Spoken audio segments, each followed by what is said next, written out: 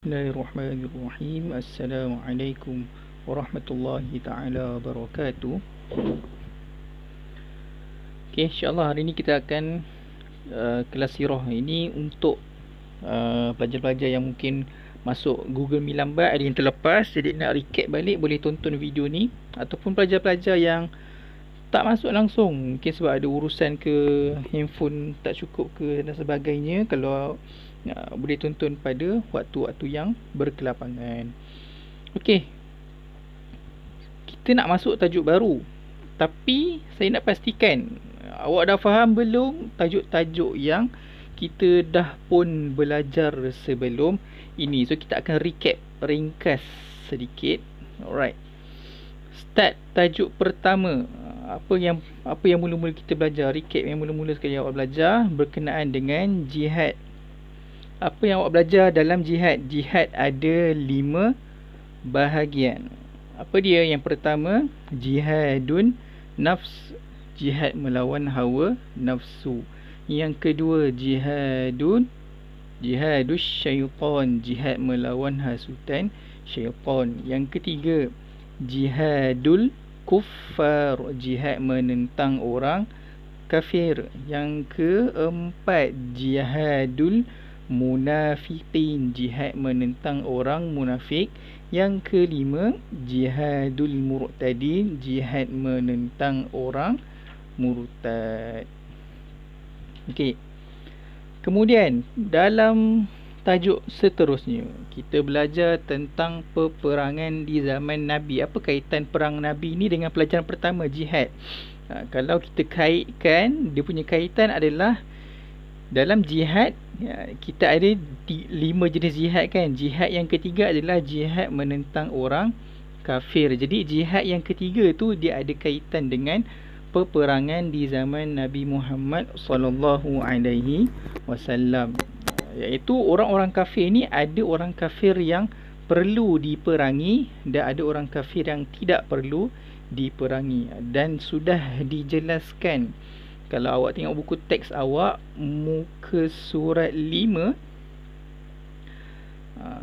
jihad menghadapi orang kafir yang memusuhi dan menentang orang Islam atau menghalang agama Islam ditegakkan. Jadi pada zaman Nabi, orang kafir Quraisy dia memusuhi Islam, dia menentang orang Islam, dia menghalang agama Islam ditegakkan.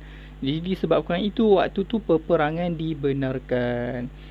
Tapi peperangan nak dibenarkan tu bukan diorang start Abu Lahab musuh dengan Nabi je Allah terus bagi perang. Tidak. Okey. Jadi nak katakan tu, Islam itu dia secara aman. Peperangan tu dia bukan semata-mata untuk menentang orang kafir, tapi untuk bila keadaan dia betul-betul dah sesuai. Bila mula berlaku peperangan antara Islam dengan kafir? Bila setelah berlakunya peristiwa hijrah. Awak dah belajar sirah tahun 4, berlaku peristiwa hijrah. Daripada situ orang-orang kafir Quraisy yang sebelum ni menyeksa orang-orang Islam di Mekah, dia tak puas hatilah, dah tak dapat nak seksa dah sebab ramai orang Islam sudah berhijrah ke Madinah. Jadi macam-macam percubaan yang dilakukan oleh orang kafir untuk terus menghalang agama Islam ditegakkan. Daripada situ kita belajar apa sebab-sebab tertentu berlakunya peperangan. So perang pertama yang kita dah belajar, perang Badar. Apa cerita tentang perang Badar? Bermula cerita perang Badar ni, asalnya Nabi keluar bersama 313 orang tentera Islam. Untuk apa? Untuk menyekat rombongan dagang Quraisy. Kenapa nak sekat rombongan dagang Quraisy? Sebab rombongan dagang Quraisy ni dia bawa harta orang Islam. Orang-orang Islam dia nak ambil balik, mahu mengambil semula harta orang Islam yang dirampas. Dirampas waktu bila? Ini ada kaitan dengan peristiwa hijrah semula. Semasa orang Islam nak berhijrah, ada di antara orang Islam, bila dia nak berhijrah, dia dihalang oleh orang kafir. Orang kafir kata, kalau nak hijrah, tinggalkan semua harta-harta. Jadi orang Islam dia lebih rela mengikut perintah Allah untuk berhijrah berbanding sayangkan harta. Jadi dia sanggup tinggalkan harta dia untuk berhijrah ke Madinah. Jadi harta-harta orang Islam itulah dia dirampas oleh orang-orang kafir. Jadi orang kafir Quraisy tu dia nak jual lah harta-harta tersebut. Harta yang dah dirampas tu, sebab tu dibawa ke rombongan dagang. Rombongan dagang ni rombongan bisnes lah. Jadi orang Islam nak sekat rombongan dagang tersebut, nak ambil balik harta orang Islam yang dirampas. Tetapi rombongan dagang tersebut yang diketuai oleh Abu Sufyan tahu bahawa Nabi dan orang Islam dalam perjalanan nak mengambil harta mereka daripada rombongan tersebut. Maka Abu Sufyan pun meminta bantuan tentera daripada Abu apa?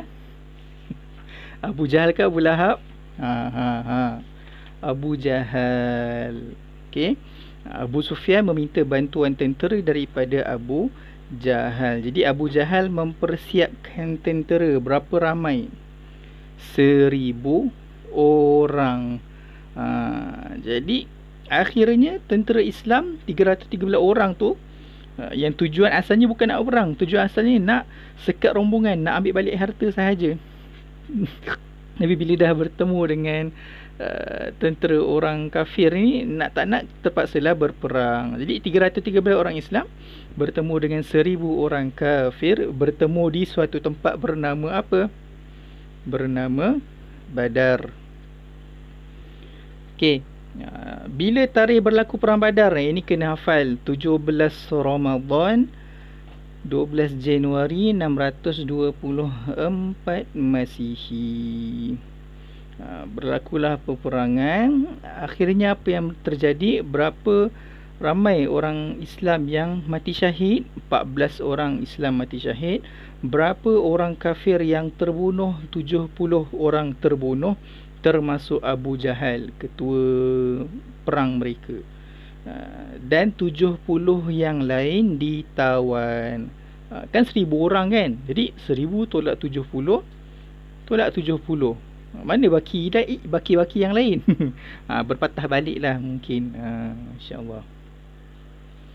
Okey, itu perang Badar. Kita ulang kaji secara ringkas sahaja. Yang kedua, perang Uhud. Apa pula cerita tentang perang Uhud? Cerita tentang perang Uhud bermulanya adalah apabila orang kafir dia tidak puas hati. Dia rasa kekalahan diorang dalam perang Badar adalah perkara yang memalukan. Jadi diorang nak balas dendam.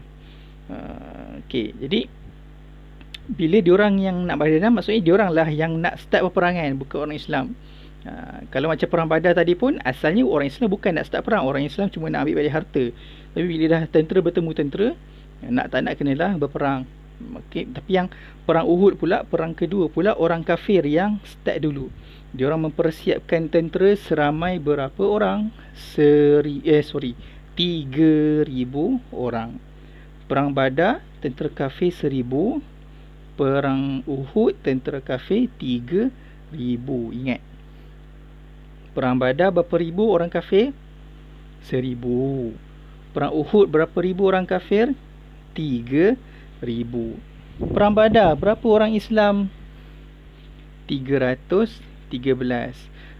Perang Uhud 1000. Ni tapi tak cerita lagi lah, kita nak cerita dulu. Okey.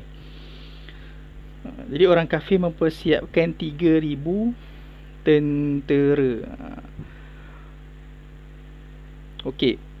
Orang Islam, Nabi dapat tahu orang kafir dia sedang prepare, buat persediaan nak berperang, nak membalas dendam. Macam mana Nabi dapat tahu? Nabi dapat tahu daripada bapa saudaranya Al-Abbas. Waktu tu Al-Abbas berada di Mekah. Jadi bila Nabi dapat tahu orang kafir sedang membuat persediaan nak balas dendam, nak berperang semula, Nabi pun bermesyuarat dengan orang-orang Islam yang berada di Madinah. Golongan muda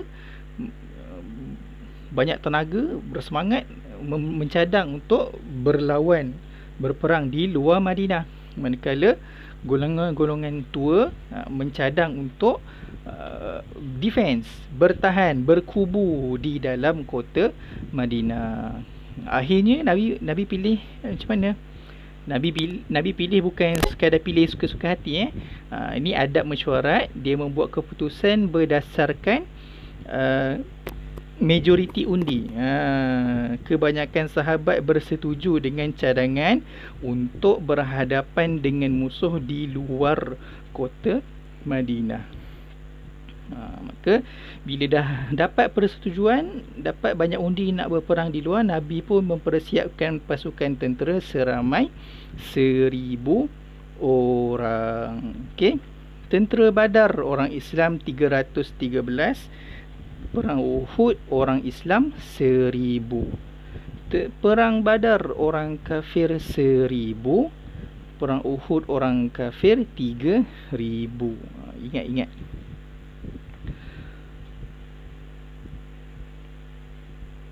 Okey. Jadi daripada 1000 orang, mula-mula Nabi persiapkan 1000 orang, kemudian berlaku peristiwa, berlaku suatu kejadian. Dalam perjalanan ke Bukit Uhud, 300 orang tentera Islam berpatah balik diketuai oleh Abdullah Ubay bin Salul. Abdullah Ubay bin Salul. Siapa dia? Ketua munafik. Dengan alasan, kenapa dia patah balik? Dengan alasan mereka menyangka peperangan tidak berlaku. Namun turun ayat Al-Quran menjelaskan pendustaan mereka, penipuan mereka. Sebenarnya diorang takut mati, takut kalah. Jadi 300 patah balik, 1000 tolak 300 baki 700. 700 orang ni nak menentang 3000 orang. 700 orang Islam ni teruskan perjalanan ke Bukit Uhud. Okey. Bila berlaku perang Uhud, kalau perang Badar 17 Ramadan 625 Masihi, 624 Masihi. Perang Uhud 17 Syawal 625 Masihi, setahun selepas tu. Okey, apa strategi orang Islam? Rasulullah memerintahkan 50 orang tentera pemanah supaya berkubu di sebuah bukit kecil dan berpesan agar tidak meninggalkan tempat pemanah tersebut sama ada menang atau kalah, sehingga baginda memberi arahan. Okay. Strategi tersebut berkesan. Mula-mula tentera kafir mula kucar-kacir. Okay. Namun anggota pasukan pemanah turun dari bukit. Dia tidak ikut arahan Nabi. Nabi kata untuk tidak turun daripada bukit pemanah sama ada menang atau kalah, sehingga dia beritahu. Tapi orang kafir nampak, orang kafir pula, pemanah Islam nampak tentera kafir macam dah kucar-kacir, macam orang Islam dah nak menang. Mereka pun turun untuk mengambil harta rampasan perang dengan sangkaan bahawa perang telah tamat. Tapi apa yang berlaku? Orang-orang pemanah yang turun dari bukit tu, mereka diserang dari belakang. Ada tentera kafir yang nampak pemanah bukit ni turun, dia pun ambil kesempatan. Siapa yang serang daripada belakang tu? Antaranya Abu Sufyan, diketuai, tentera yang diketuai oleh Abu Sufyan dan Khalid bin Al-Walid. Okey. Yang pemanah yang turun dari bukit tu, adakah semuanya turun daripada bukit? Tidak, ada yang tidak turun. Antaranya ketua pemanah Abdullah bin Jubair. Ini antara nama-nama yang kena ingatlah. Abdullah bin Jubair ketua pemanah, Abdullah Ubay bin Salul ketua munafik. Okey. Bilangan syahid dan bilangan yang mati. Kalau perang Badar 14 orang syahid. Tapi dalam perang Uhud ramai orang yang syahid. 70 orang yang syahid, orang Islam yang syahid. Kalau orang kafir pula dalam perang Badar ramai yang mati, 70 mati termasuk Abu Jahal. Tapi dalam perang Uhud tak ramai yang terkorban, tak ramai yang mati. 23 orang yang mati, orang kafir yang mati dalam perang Uhud. So ingat, 14 orang Islam, 14 perang Badar, 70 perang Uhud. Orang kafir 70 perang Badar, 23 perang Uhud. Okey. Tu cerita tentang perang Uhud. Next, perang yang ketiga. Perang yang ketiga, perang Khandaq.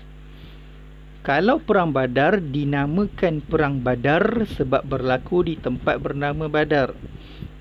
Perang kedua, perang Uhud, dinamakan perang Uhud sebab berlaku di Bukit Uhud. Yang ketiga, perang Khandaq. Apa maksud Khandaq? Kenapa dinamakan Khandaq? Dia tak ada dalam buku tapi saya pernah cerita. Siapa ingat? Khandaq bermaksud parit. Sebab strategi orang Islam menggali parit. Okey. So apa yang berlaku dalam perang Khandaq ni? Adakah orang Islam nak balas dendam pula? Tidak. Ini pun still orang kafir yang start juga. Apa cerita dia? Kaum musyrikin Mekah berasa angkuh kerana mendakwa mereka menang dalam peperangan Uhud. Okey. Dan berazam hendak memerangi orang-orang Islam di Madinah. Dia rasa dia menang. Dia rasa dia kuat. So dia rasa dia nak habiskan semua orang-orang Islam yang masih ada dekat Madinah. Okay.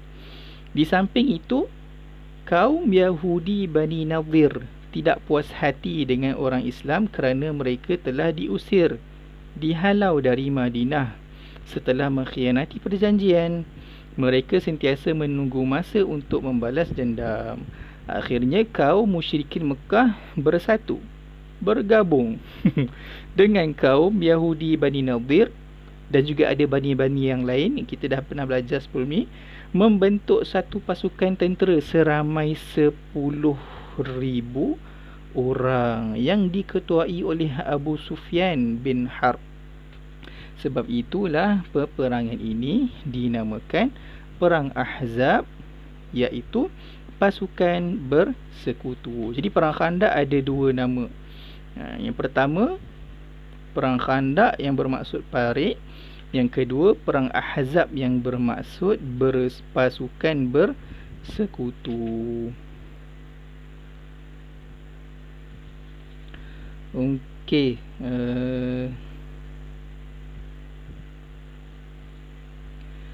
Next, apa yang berlaku?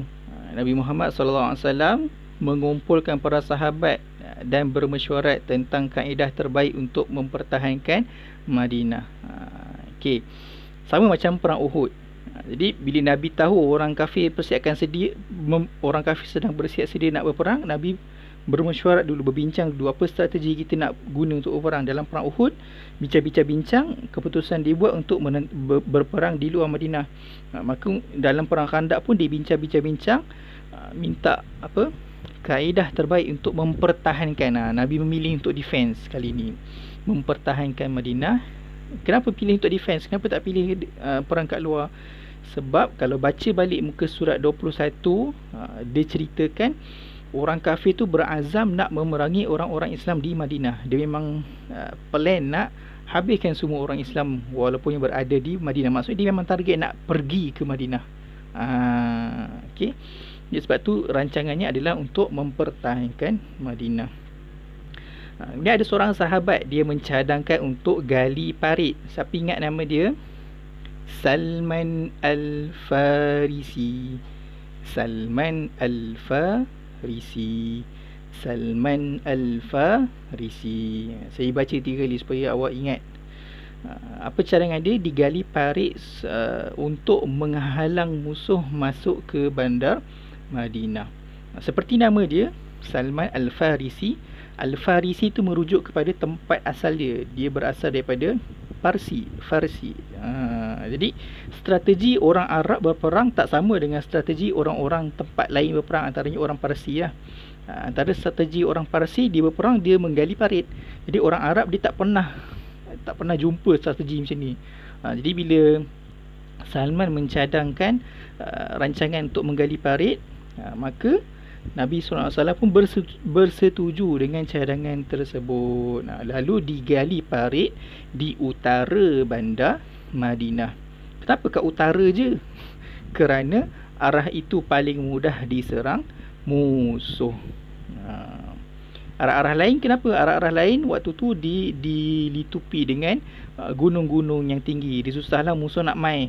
Lebih senang daripada arah utara. So arah utara telah digali parit. Okey, tarikh berlaku perang. Perang Badar 17 Ramadan 624 Masihi. Perang Uhud 17 Syawal 625 Masihi. Nampak saya ingat. Sebab saya banyak kali terang kat awak, saya cakap banyak kali, lama saya ingat. So tips untuk awak ingat, mungkin awak boleh buat mengajar diri sendiri ke depan cermin ke apa, cuba terangkan apa yang awak faham, InsyaAllah awak boleh ingat. Tak ada masalah. Perang Khandaq berlaku bulan Syawal. Dia tak beritahu berapa hari bulan. Bulan Syawal 627 Masihi, tahun ke-5 Hijrah. Okey. Jadi berapa pasukan orang Islam? Kali ni ramai sikit dah, alhamdulillah. Nabi Muhammad SAW membentuk seramai 3,000 orang anggota tentera yang diketuai oleh baginda sendiri. Jadi ketua perang. Ini pun sebab kita ada buat latihan dulu kan. Perang Badar orang Islam, siapa ketua? Nabi. Perang Badar orang kafir, siapa ketua? Abu Jahal. Perang Uhud, perang nombor 2, siapa ketua orang Islam? Nabi juga. Perang Uhud, siapa ketua orang kafir? Abu Sufyan. Kenapa? Sebab Abu Jahal dah mati dalam perang Badar. Okey, perang Khandaq, perang yang ketiga ni, ketua orang Islam masih lagi Nabi Muhammad dan juga SAW, dan juga ketua orang kafir masih lagi Abu Sufyan. Okey, apa lagi yang berlaku? Jadi antara peristiwa yang berlaku dalam perang Khandaq pula adalah dapat bantuan Allah. Bantuan Allah macam mana? Allah membantu menurunkan angin kencang. Jadi angin kencang tu menyebabkan kemah tentera musyrikin, dalam 10,000 orang kan, mestilah banyak kemah dia. Kemah-kemah tersebut berterbangan, periuk belanga semua bertaburan, terpelanting. Angin kencang juga membawa debu dan batu, menyebabkan tentera musyrikin lari menyelamatkan diri masing-masing. Ribut pasir, tak nampak apa. So nak perang macam mana? Jadi orang kafir dia selamatkan diri balik. Okey. Dalam perang Khandaq ni ada ke orang yang mati? Okey, orang Islam mati syahid dalam perang Badar 14 orang. Dalam perang Uhud ramai 70 orang. Dalam perang Khandaq ada juga 6 orang sahaja yang gugur syahid. Tentera kafir dalam perang Badar 70 orang. Perang Uhud 23 orang. Perang Khandaq dia tak tulis exactly dia punya bilangan, cuma dia kata ramai. Ramai panglima tentera kafir telah terbunuh. Seperti Manbah bin Abdullah Abdari, Amru bin Abdu, Naufal bin Abdullah. Dia tak cerita berapa exact bilangan, tapi dia cerita ramai panglima lah, ramai ketua general. Ketua general. Panglima lain kot, ketua lain kan. Ketua Abu Sufyan. Tapi yang mati panglima saja, ramai panglima saja. So habis perang Khandaq. Boleh secara ringkas apa yang awak ingat tentang perang Badar, perang Uhud dan perang Khandaq? Perang Badar, Nabi nak ambil balik Nabi dan orang Islam nak ambil balik harta orang Islam, tapi orang kafir pula panggil tentera, terpaksa berperang. Perang Uhud, orang kafir nak balas dendam sebab kalah. So berperang dengan orang Islam. Orang kafir mendakwa mereka menang lah. Ataupun biasa kalau skema jawapan dia akan kata orang kafir menang. Tapi ikutkan, kalau awak banyak mendengar perbahasan bacaan-bacaan ilmiah, seolah tidak molek kita kata orang Islam kalah gitu. Tapi tak apalah, untuk buku, untuk silver kita ni tak anggap macam itulah. Orang kafir menganggap mereka menang dengan anggap orang Islam kalah dalam perang Uhud. Antara sebabnya bukan sebab orang munafik patah balik, bukan, tapi sebab orang Islam, tentera pemanah, dia tidak mengikut arahan ketua, tidak mengikut arahan Nabi. Dalam perang Khandaq, apa penyebab perang Khandaq? orang kafir dah menang dalam perang Uhud, dia bongkak, dia berasa angkuh, koya. Jadi dia nak balas, nak balas dendam, pula. Dia nak memerangi orang-orang Islam yang masih ada di Madinah, dan dia bergabung dengan orang Yahudi yang waktu tu pun sedang mencari peluang nak balas dendam dekat orang Islam. Sebab apa? Orang Yahudi tu dah kena halau. Ni kejap lagi kita nak recap pasal Yahudi tu.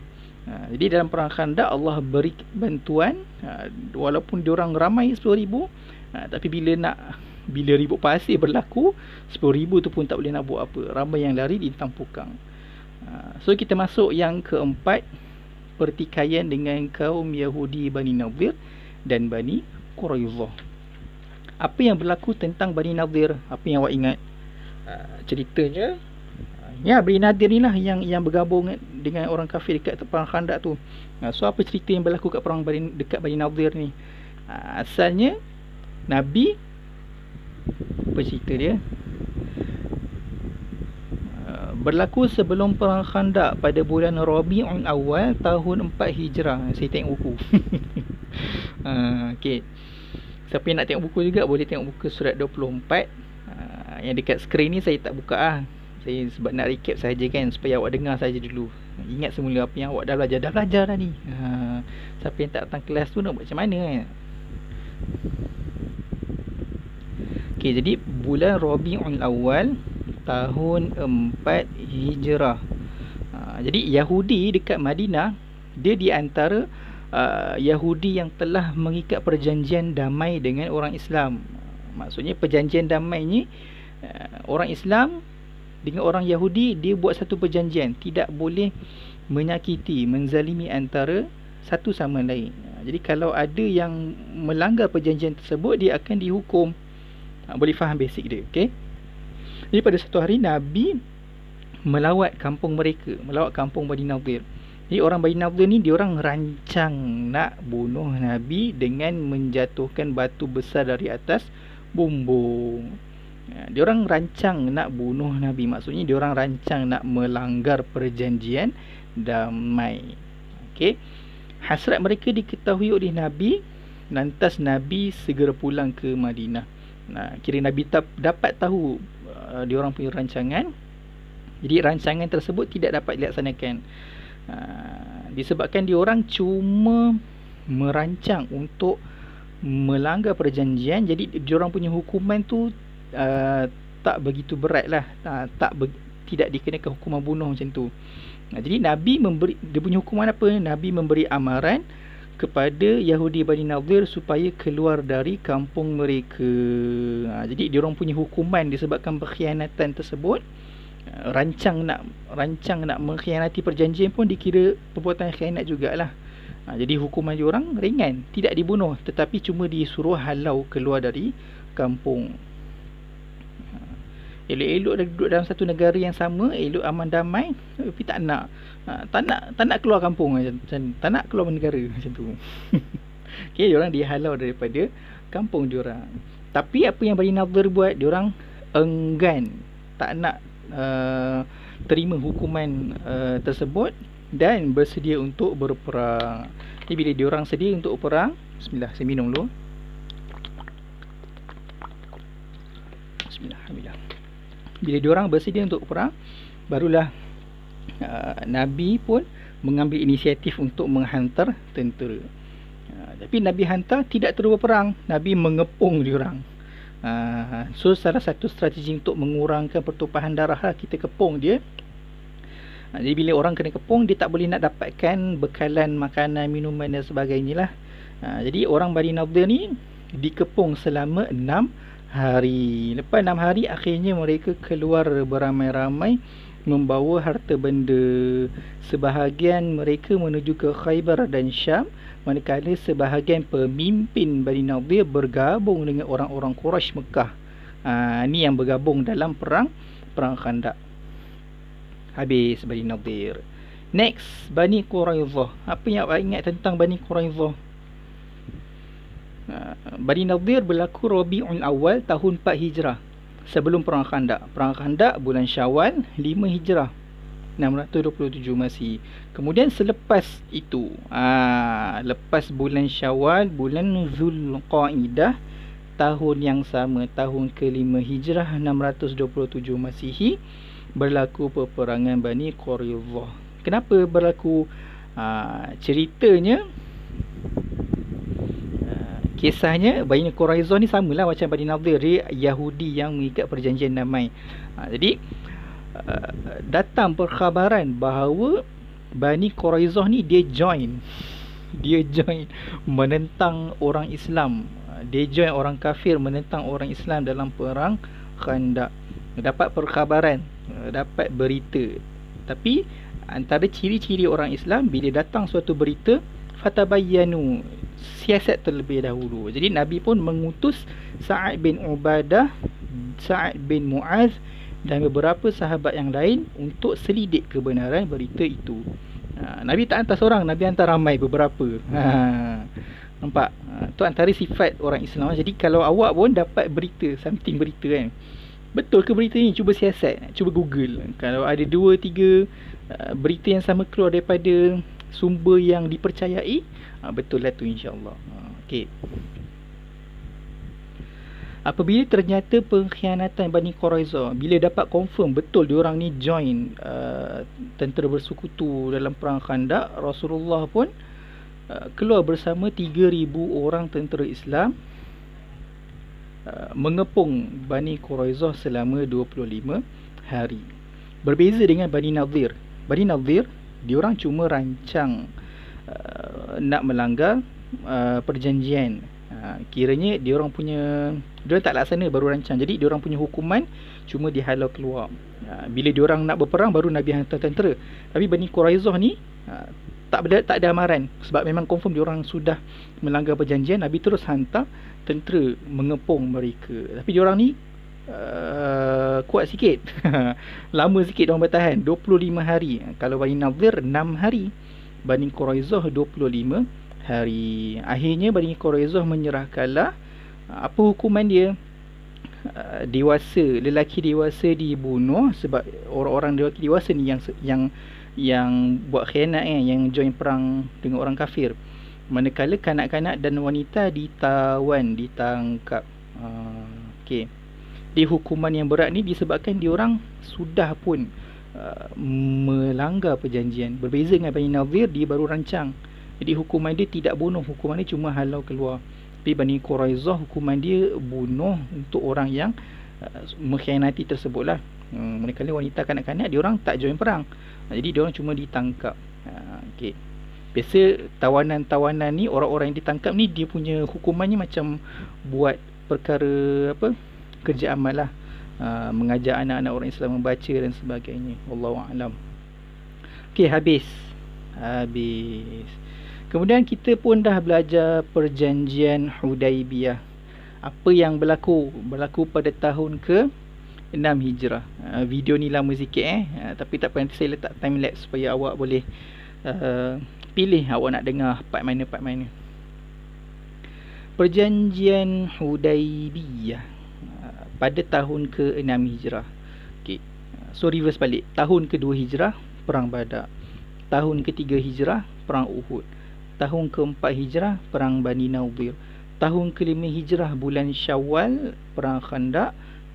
Kemudian tahun 5 Hijrah juga, bulan Zulqaidah, perang Bani Quraidah. Kemudian tahun ke-6 Hijrah, perjanjian Hudaibiyah. Apa yang berlaku? Nabi bermimpi. Mimpi orang Islam dengan sahabat-sahabat buat umrah. Padahal waktu tu baru je berlaku beberapa peperangan ni. Kiranya orang Islam dengan orang kafir Quraisy ni tak ngam lagi lah. Tapi dah dapat mimpi, seolah-olah telah berlaku keamanan dan orang Islam dapat masuk ke Mekah. Jadi mimpi Nabi ni adalah satu petunjuk. Jadi Nabi pun ceritakan kepada para sahabat. Para sahabat gembira, especially sahabat-sahabat yang asalnya daripada Mekah. Dapat gembira lah dapat balik. Ni yang PKP, mak ayah awak lama tak balik kampung pun, kalau dapat peluang balik kampung pun mesti gembira kan. Macam itulah. Okey, so apa yang berlaku? Bulan Zulqa'dah tahun ke-6 Hijrah, Nabi keluar bersama 1,500 orang menuju ke Mekah.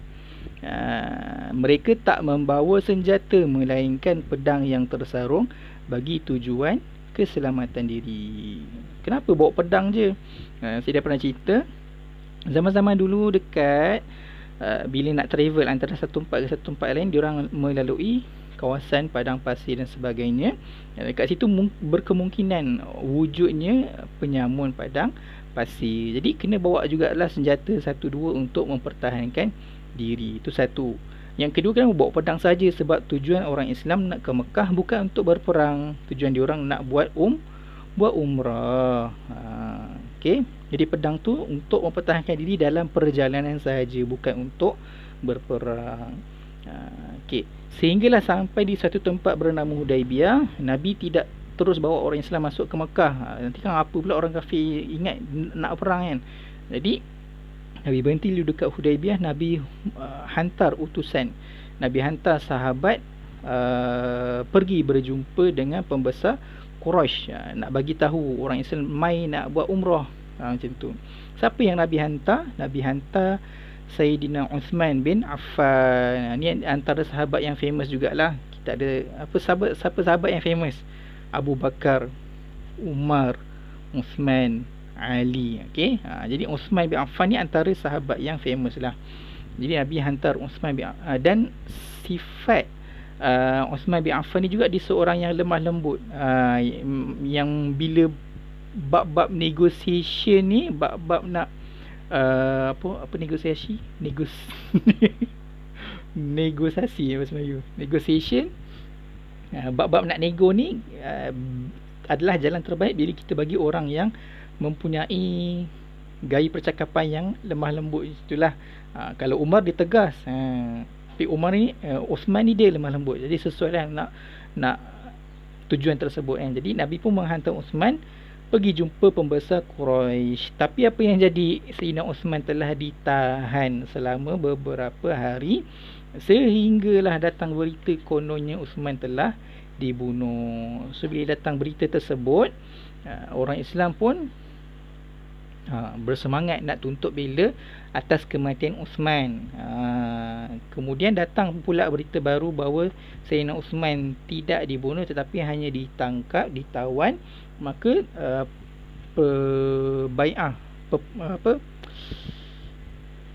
keputusan untuk berperang menuntut bela kematian Uthman tu dibatalkan. Kemudian apa yang berlaku? Orang kafir pula hantar utusan jumpa Nabi dekat Hudaibiyah tersebut. Tanya Nabi kenapa orang Islam nak datang ke Mekah. Nabi pun jelaskanlah orang Islam datang nak buat umrah. Boleh faham? So kita reverse balik. Perang Badar. Perang Badar asalnya orang Islam nak ambil harta, kemudian orang kafir pula panggil tentera. So tentera bertemu tentera, kena berperang. Perang Uhud, orang kafir nak balas dendam sebab malu kalah dalam perang Badar. So Nabi pun bermesyuarat dan buat keputusan untuk berperang di luar Madinah, berperang di Bukit Uhud.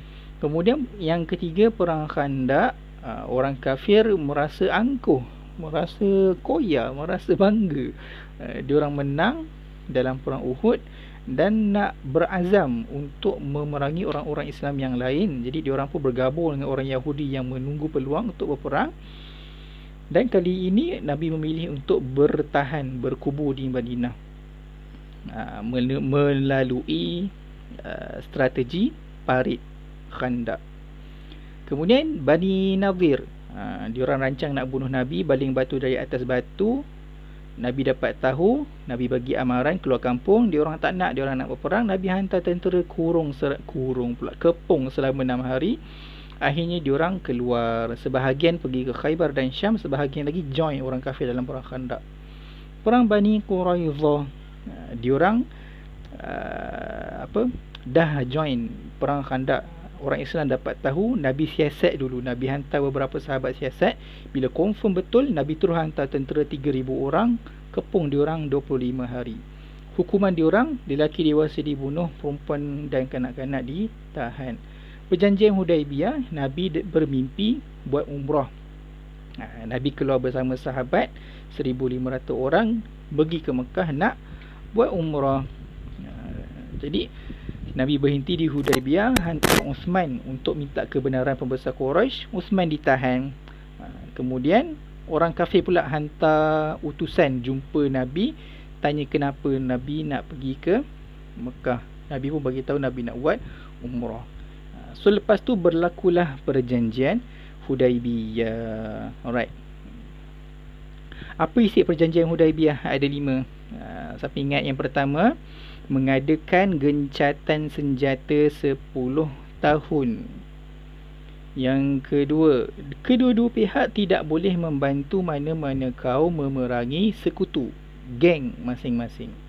Nombor 3, orang Quraisy yang memeluk Islam di Mekah dan melarikan diri ke Madinah tanpa izin walinya hendaklah dihantar pulang ke Mekah. Keempat, orang Islam yang khianat dan melarikan diri dari Madinah pergi ke Mekah untuk bersama orang Quraisy tidak perlu dihantar pulang ke Madinah.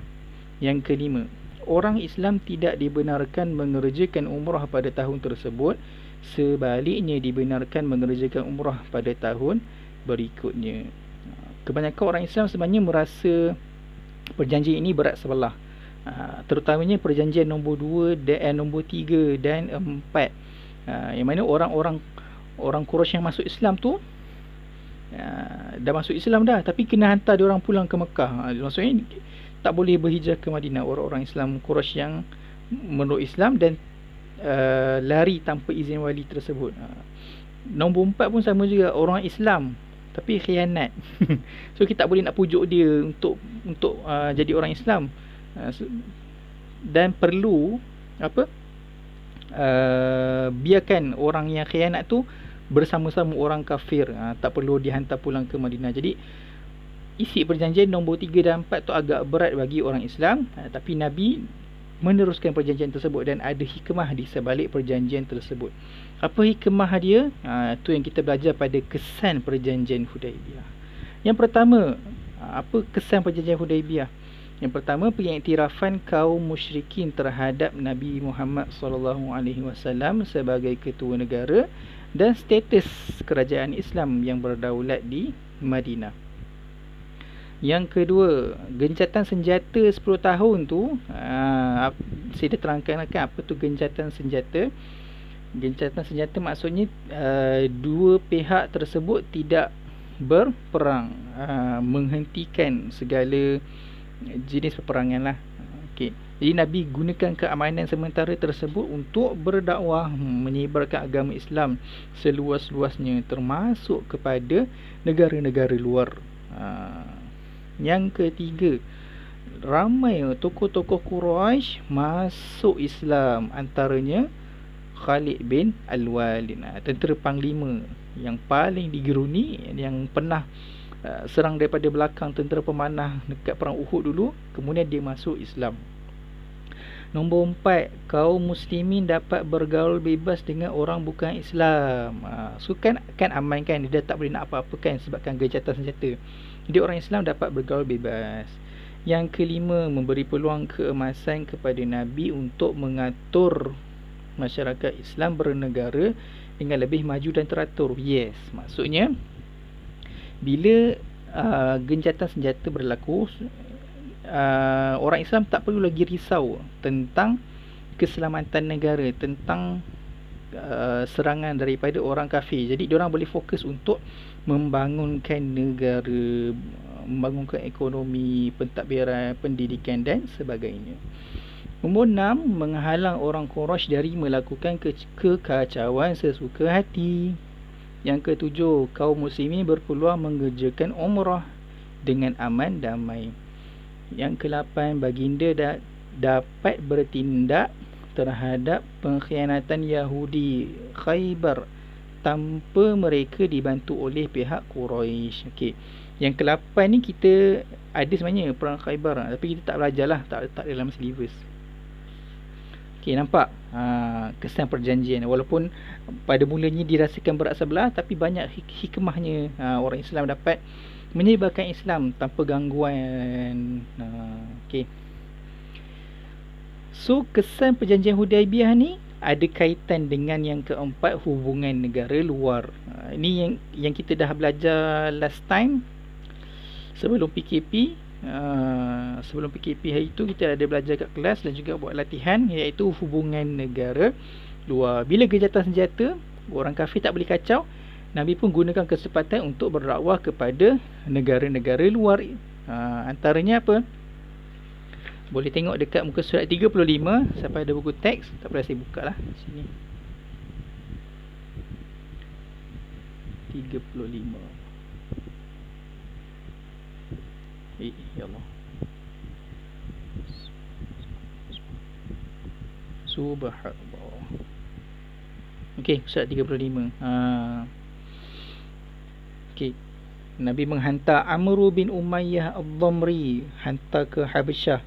Nama Raja Habasyah An-Najashi. An-Najashi ni dia menerima dan memeluk Islam. Kemudian Nabi hantar Dihyah bin Khalifah Al-Kalbi. Hantar ke mana? Hantar ke Rom. Nama raja Hiraqal. Hiraqal ni dia menolak dengan baik. Yang ketiga, Nabi hantar Hatib bin Abi Balta'ah. Hantar ke mana? Ke Mesir. Nama raja Mesir waktu tu Muqawqis. Muqawqis dia buat apa? Dia menolak dengan baik. Kemudian Nabi hantar Abdullah bin Khuzafah. Hantar ke mana? Ke Parsi. Raja Parsi waktu tu Kisra bin Hurmuz. Kisra ni dia buat apa? Dia menolak dengan kasar. Yang seterusnya, Nabi menghantar Syuja' bin Wahab Al-Asadi. Hantar ke Damsyik. Raja Damsyik waktu tu Al-Harith bin Abi Syamrul Ghassani. Al-Harith ni dia menolak dengan kasar juga. Kemudian Nabi hantar Sulaid bin Amru Al-Amiri. Hantar ke Yamamah.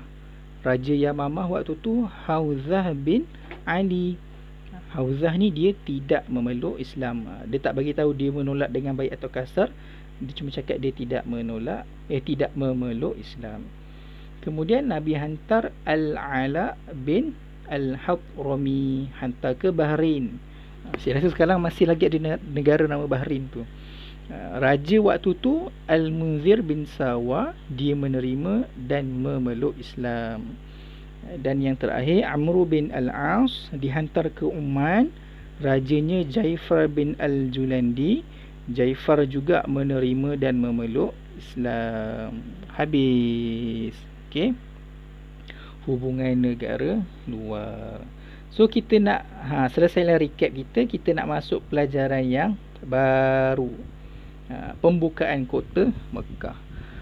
Pembukaan kota Mekah ni, pelajaran baru ni ada kaitannya juga dengan perjanjian Hudaibiyah. Alright. Siapa yang ada buku boleh buka buku teks atau boleh tengok dekat skrin. Buku teks muka surat 39. Pelajaran keempat, pembukaan kota Mekah. Okay, next page, muka surat 40. Unit 1, sebab berlaku pembukaan kota Mekah. Muka surat 41. Baca dan fahami. Setelah perjanjian Hudaibiyah, Bani Bakar telah mengikat perjanjian persefahaman dengan kaum Quraisy. Kiranya Bani Bakar ni dia sekutu, dia geng dengan Quraisy. Manakala Bani Khuza'ah telah mengikat perjanjian persefahaman dengan Rasulullah SAW. Kiranya Bani Khuza'ah dia sekutu, geng dengan orang Islam. Okay, saya nak awak fahamkan ni dulu. Boleh? Bani Bakar geng dengan orang Quraisy. Bani Khuza'ah geng dengan orang Islam, sekutu. Sekutu, geng. Okey. Perenggan kedua, Bani Bakar memang bermusuh dengan Bani Khuza'ah. Kiranya sebelum diorang sebelum Bani Bakar geng dengan orang Quraisy, sebelum Bani Khuza'ah geng dengan orang Islam, diorang memang dah bermusuh. Macam anjing dan kucing. Cik. Apabila Bani Bakar menyerang Bani Khuza'ah, kaum musyrik Mekah telah membantu. tindakan mereka ini bertentangan dengan asas perjanjian Hudaibiyah. Okey, patah balik. Tengok tengok muka surat isi perjanjian Hudaibiyah.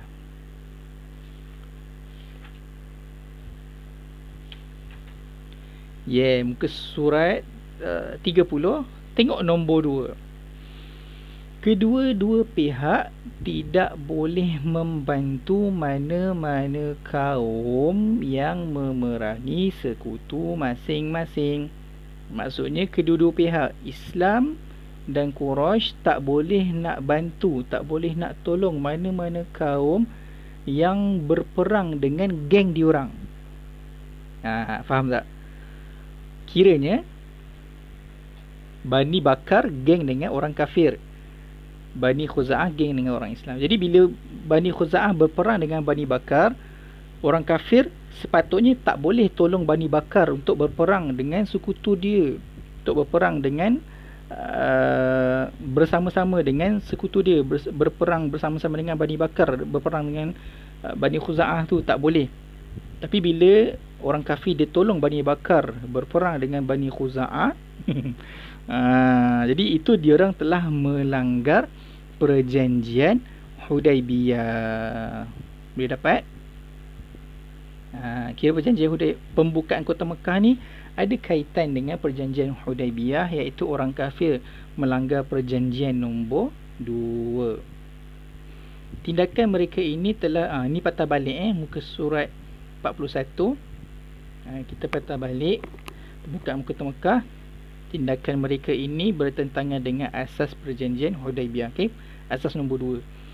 Disebabkan peristiwa ini, Nabi Muhammad SAW telah mempersiapkan satu angkatan tentera untuk memberi pengajaran kepada orang Quraisy. Elok-elok dia datang senjata, dia khianat pula perjanjian kan. Nak kena ni. Tengok kau nanti macam tu. Dia seolah-olah macam kalau zaman sekarang ni Israel dengan Palestin. Itu gencatan senjata, tapi tiba-tiba Israel pergi serang Palestin. Tunggulah nanti kalau serang Palestin dia serang balik, padan muka. Bagi pengajaran sikit kat Israel tu. Okey. Muka surat 42, tarikh pembukaan Mekah. Baca dan fahami. Nabi Muhammad SAW telah memimpin seramai 10,000 orang tentera Islam. Orang Islam dah ramai dah waktu tu. 10,000 orang dah waktu tu, ramai. Menuju ke Mekah pada 10 Ramadan. Gariskan, siapa yang ada buku dan pensel, gariskan. 10 Ramadan tahun 8 Hijrah bersamaan 629 Masihi. Okey. Tahun 2 Hijrah, Perang Badar. Tahun 3 Hijrah, Perang Uhud. Tahun 4 Hijrah, Perang Bani Nadir. Bulan Syawal 5 Hijrah, Perang Khandaq. Zulqaidah 5 Hijrah, Perang Bani Quraizah. 6 Hijrah, Perjanjian Hudaibiyah. 7 Hijrah, hubungan negara luar. 8 Hijrah, pembukaan kota Mekah. Okey. Gariskan dah. 10 Ramadan 8 Hijrah 629 Masihi. Rasulullah SAW telah menerima wahyu berikut. Ni awak dah hafal masa tahun 1. Bismillahirrahmanirrahim. Idza jaa nasrullahi wal fath wa ra'aitan nasa yadkhuluna fi dinillahi afwaja fasabbih bihamdi rabbika wastaghfirh innahu kana tawwaba. Sadaqallahul azim. Maksudnya, apabila datang pertolongan Allah dan kemenangan, dan kamu lihat manusia masuk agama Allah dengan berbondong-bondong, maka bertasbihlah dan memuji Tuhanmu dan mohonlah ampun kepadanya. Sesungguhnya dia adalah Maha Penerima taubat. Next, muka surat 43. Apabila tentera Nabi Muhammad SAW sampai di Marruz Zahran, gariskan, Ini penting jugalah, selalu ditanya dalam periksa. Marra Zahran. Nampak tak yang saya gerak-gerakkan ni? Gariskan. Ni nama tempat bila tentera Islam 10,000 orang tu sampai dekat satu tempat bernama Marra Zahran, apa dia orang buat? Baginda mengarahkan pasukan tentera berkemah dan memasang banyak unggun api di waktu malam di setiap kumpulan. Bayangkan 10,000 orang berkemah. Banyak tak kemah dia? Banyak. Kemudian suruh pasang unggun api dekat setiap kumpulan. Okey. Sambung baca. Ini bertujuan untuk menggerunkan musuh dan mengelakkan pertumpahan darah. Setiap kemah memasang 3 unggun api supaya pasukan tentera itu kelihatan lebih besar. 10,000 ramai tak ramai? 10,000 tu ramai. Kemah pula untuk 10,000 orang. Kalau kemah, contohlah awak pergi kemah kenduri kahwin sebelum PKP dulu, tiga kemah tu baru boleh muat berapa orang kan. Tapi bayangkan untuk 1,000 orang, berapa banyak kemah yang diperlukan untuk 10,000 orang tersebut. Kemudian setiap satu kemah pasang 3 unggun api. Tujuan dia nak takutkan, nak nampakkan tentera Islam ni lebih besar. 10,000 tu dah besar, nak nampakkan lagi lebih besar. Supaya orang kafir ni takut, dia tak berani nak lawan. Bila orang kafir tak berani nak lawan, maka taklah berlaku peperangan. Bila tak berlaku peperangan, maka dapat mengelakkan pertumpahan darah. Islam sebenarnya tak suka peperangan, tak suka pertumpahan darah. Kalau boleh settle secara aman, settle secara aman, macam tu. Jadi strategi Nabi untuk mengelakkan pertumpahan darah, supaya tak ada orang yang terbunuh, tak ada berperang. Perenggan seterusnya. Ketika Nabi Muhammad SAW dalam perkhemahan, baginda didatangi oleh bapa saudaranya Al-Abbas. Ingat tak Al-Abbas ni?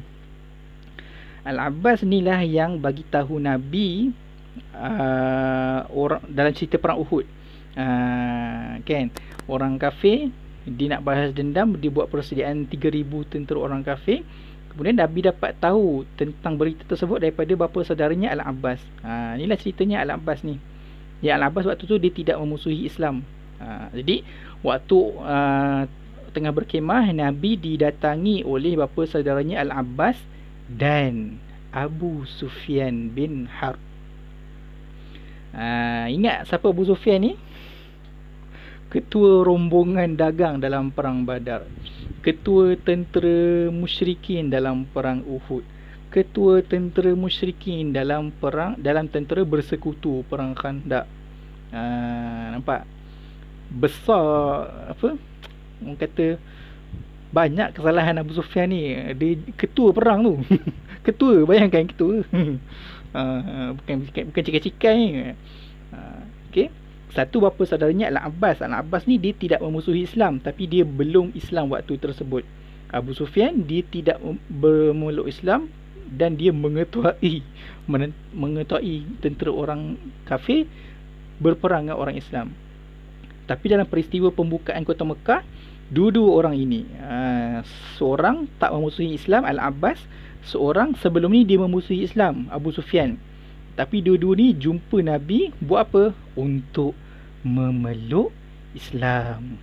Gariskan kat mana? Gariskan kat sini nama. Al-Abbas, Abu Sufyan memeluk Islam. Gariskan. Al-Abbas, Abu Sufyan memeluk Islam. Okey. Dia Abu Sufyan yang dulunya ketua perang Uhud, ketua perang Khandaq bagi tentera musyrikin. Akhirnya dia memeluk Islam. Sebelum memasuki Mekah, kita sambung baca. Sebelum memasuki Mekah, Nabi Muhammad SAW telah membahagikan tenteranya kepada beberapa pasukan untuk menyerang dari arah yang berbeza. Jadi waktu tu Mekah dia ada beberapa pintu masuk lah. Jadi Nabi punya strategi untuk serang, tak adalah serang, untuk masuk setiap pintu kota Mekah secara serentak. Masuk dari arah berbeza. Antara pasukan utama ialah pasukan Khalid bin Al-Walid yang masuk ke Mekah dari arah selatan, pasukan Zubair bin Al-Awwam dari arah utara. Next, surah 44. Ketika Nabi Muhammad SAW memasuki kota Mekah, seorang tentera muslimin ditugaskan untuk membuat seruan. Orang muslimin ni disuruh buat seruan, suruh bagi pengumuman. Apa pengumuman dia? Sesiapa yang masuk ke dalam rumah dan mengunci pintu atau masuk ke Masjidil Haram, maka dia beroleh jaminan keselamatan. Maksudnya orang Islam pergi ke Mekah 10,000 tu sebabkan orang kafir Quraisy dah langgar perjanjian kan, nak terima hukuman.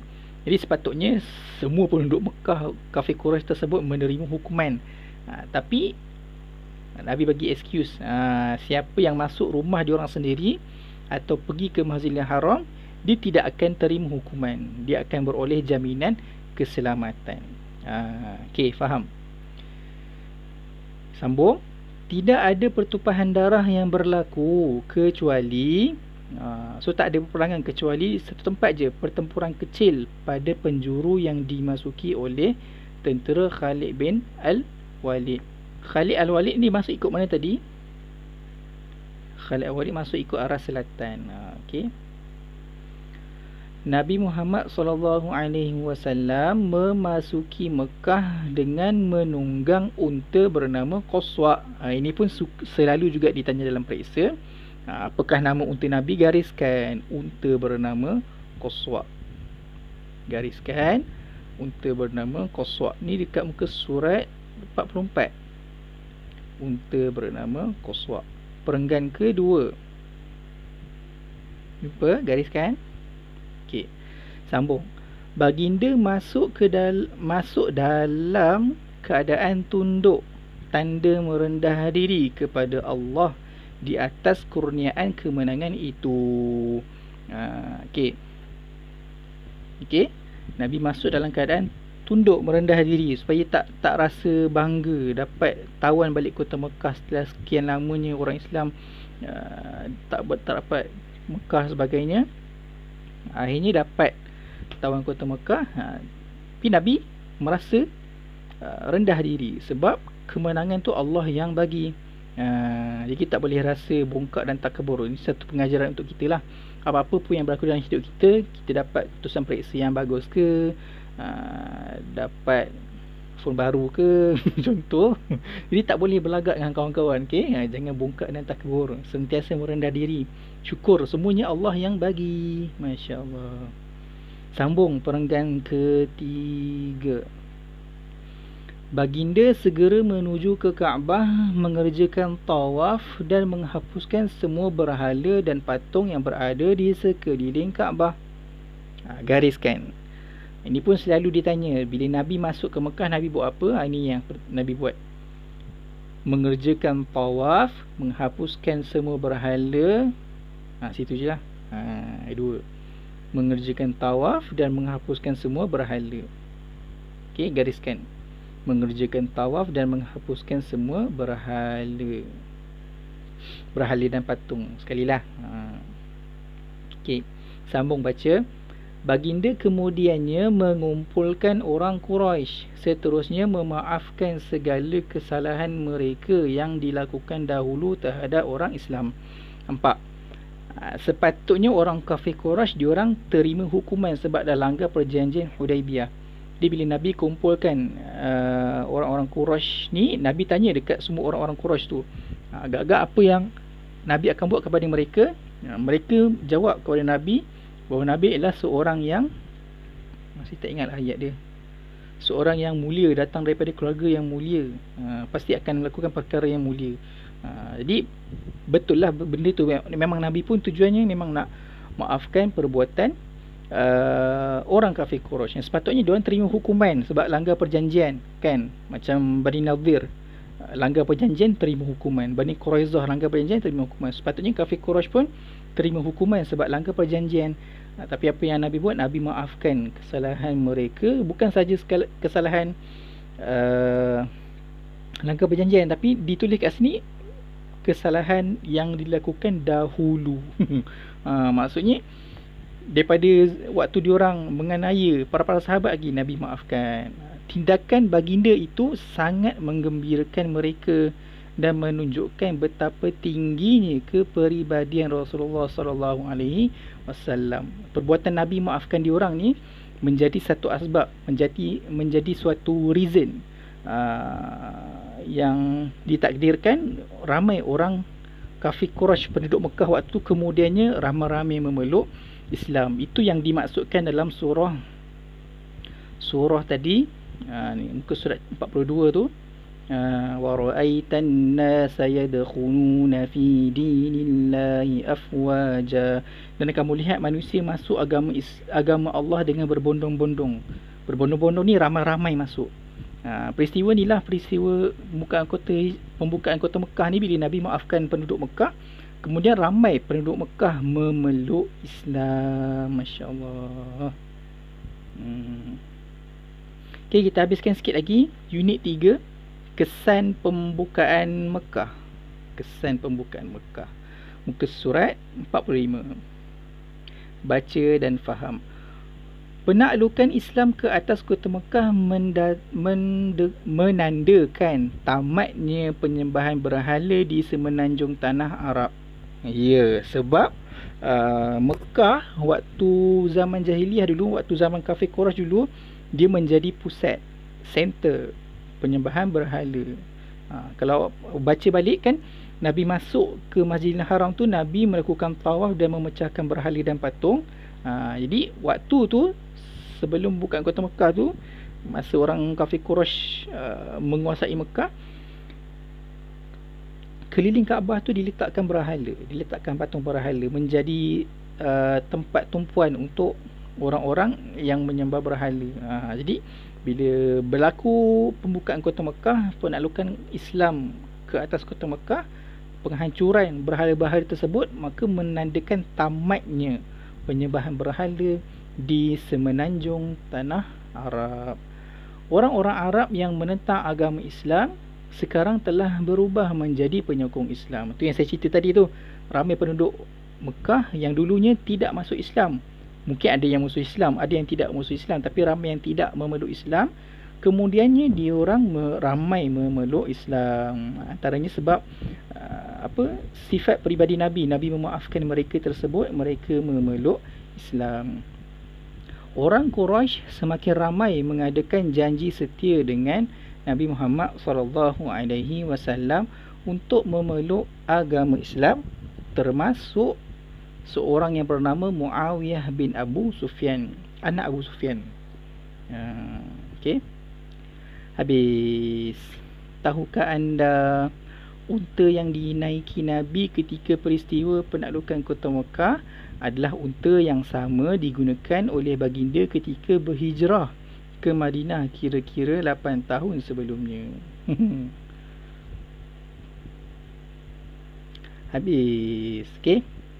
Selesai peristiwa pembukaan kota Mekah. Okey, next saya nak awak tengok video seterusnya, video untuk buat latihan berkenaan dengan pembukaan kota Mekah. Don't worry, saya akan bincangkan jawapan juga dalam video tersebut. Okey, jumpa di video seterusnya.